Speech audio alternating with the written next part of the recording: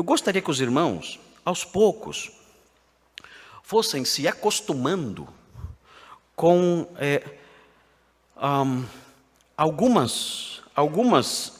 alguns mistos que há em Deus que nós não conseguimos compreender muito bem. Nós temos que nos acostumar, nós estamos nas primeiras páginas da Bíblia. Até o ano 2200 nós vamos chegar em Apocalipse.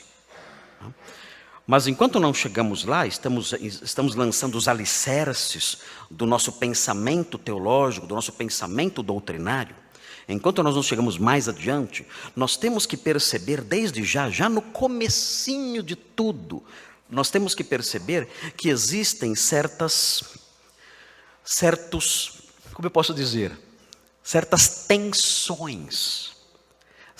tensões em Deus, se é que eu posso dizer assim.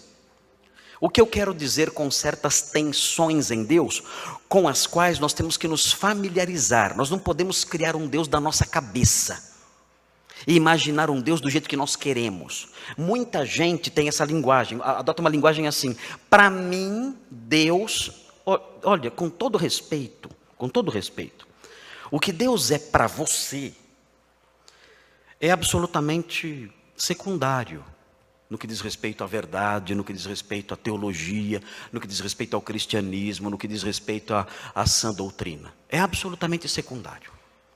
Quando você diz assim, para mim Deus é desse jeito, para mim seria um absurdo se Deus agisse assim. Mais uma vez, com todo respeito, as suas sensações, as suas impressões, e o que você pensa, o que você acha, ou o que eu penso, ou o que eu acho, nessas questões ligadas ao que Deus é, são absolutamente secundárias. Para não falar claramente que não tem relevância simplesmente nenhuma. Porque nós somos crentes. Nós não criamos um Deus. Deus não é uma projeção mental para nós. O Deus que nós cremos não é uma projeção mental, ao que nós projetamos e cremos então naquilo, não. O Deus que nós cremos é um Deus que se revelou. Nós não conhecíamos e nós não o inventamos. Nós não inventamos, e nós sequer poderíamos inventá-lo, e nós não poderíamos sequer conhecê-lo e nem imaginar como ele era, se ele não tivesse se revelado. E quando Deus se revela, e se revela especialmente nas Sagradas Escrituras, nós ficamos algumas vezes surpresos com algumas coisas. E o que eu vou falar agora pode surpreender vocês.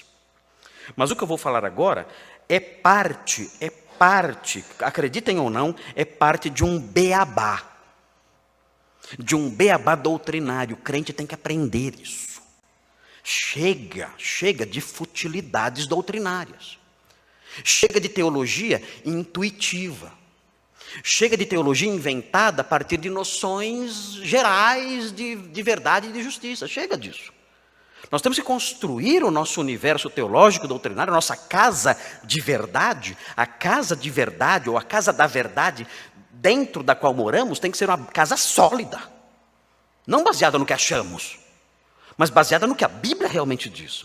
E quando nós olhamos aqui no comecinho do texto bíblico, em Gênesis, ainda no capítulo 12, começando a história dos patriarcas, nós encontramos coisas interessantes aqui acerca de quem Deus é. Notem bem, existe aqui, nesse texto, uma manifestação de Deus, um falar de Deus, que envolve, se os irmãos olharem bem, envolve a bênção das nações. O texto fala no versículo 3, abençoarei os que te abençoarem, e amaldiçoarei os que te amaldiçoarem, em ti serão benditas todas as famílias da terra. Ele promete aqui abençoar as nações. Mas a última vez que Deus falou em Gênesis Se os irmãos se lembrarem bem, e têm acompanhado os sermões aqui, certamente vão se lembrar, a última vez que Deus falou em Gênesis foi no capítulo 11, no versículo 6 e no versículo 7. E se os irmãos olharem de novo esses versículos, vão ver que ele fala também dessas famílias, ele fala também dessas nações. Veja 11, 6 e 7, fala assim: e o Senhor disse, olha aí, é Deus falando, é a última vez que Deus fala, antes de falar de novo no capítulo 12, versículos 1 a 3. E veja o que ele diz, vejam o que ele fala. E o Senhor disse: eis que o povo é um, e todos têm a mesma linguagem. Isto é apenas o começo. Agora não haverá restrição para tudo o que intentam fazer. Vinde, desçamos e confundamos ali a sua linguagem, para que um não entenda a linguagem do outro. E aí então Deus desce. Deus desce, ele confunde a linguagem, ele manifesta o seu juízo sobre as pessoas todas, e ele espalha as famílias da terra. Se os irmãos olharem o capítulo 10, versículo 32, os irmãos veem em 10, 32, a seguinte linguagem aqui adotada por Moisés. Ele fala: são estas as famílias dos filhos de Noé, segundo as suas gerações, nas suas nações. E aí existe uma alusãozinha prévia à Torre de Babel, e diz: e destes foram disseminadas as nações na terra, depois do dilúvio. Como essas nações foram disseminadas? Elas foram disseminadas graças àquela intervenção que nós vimos agora no capítulo 11, versículos 6 e 7. Graças àquela intervenção, elas foram disseminadas. Ou seja, Deus, ele desceu e falou e puniu as nações. E as espalhou. Foi o seu juízo severo contra as nações. E nós então olhamos para esse texto e dizemos: Deus estava irado com as nações. Deus estava cheio de rancor contra as nações. E ele confundiu todos e espalhou todos, e as nações foram disseminadas pela terra. E agora, nós chegamos no capítulo 12, quando Deus fala de novo, e parece que a raiva passou. Ele não está mais com raiva das nações. Ele diz: olha, eu vou abençoar todas as nações por meio de você. O que está acontecendo afinal? Deus tem raiva das nações? Ou Deus ama as nações? O que vocês acham? Os mais românticos dizem: ele não tem raiva, foi uma raiva passageira. Ele ama todas as nações. Os mais Bolsonaro vão dizer: ele odeia as nações. E quer acabar com tudo. E ele virá e destruirá tudo. O que nós temos aqui afinal? Nós temos um Deus cheio de fúria? Ou temos um Deus cheio de ternura? O que nós temos? Quem é nosso Deus? Como você o descreve? Você crê que Deus é um Deus cheio de fúria ou um Deus cheio de ternura? Como Ele é? Alguns enfatizam um lado, outros enfatizam outro. E nós estamos aqui diante de algo realmente tremendo. Sabem por quê? Porque Deus é a mesma coisa, ou as duas coisas, ao mesmo tempo. O quê? Deus não tem variações. Hoje eu estou de mal.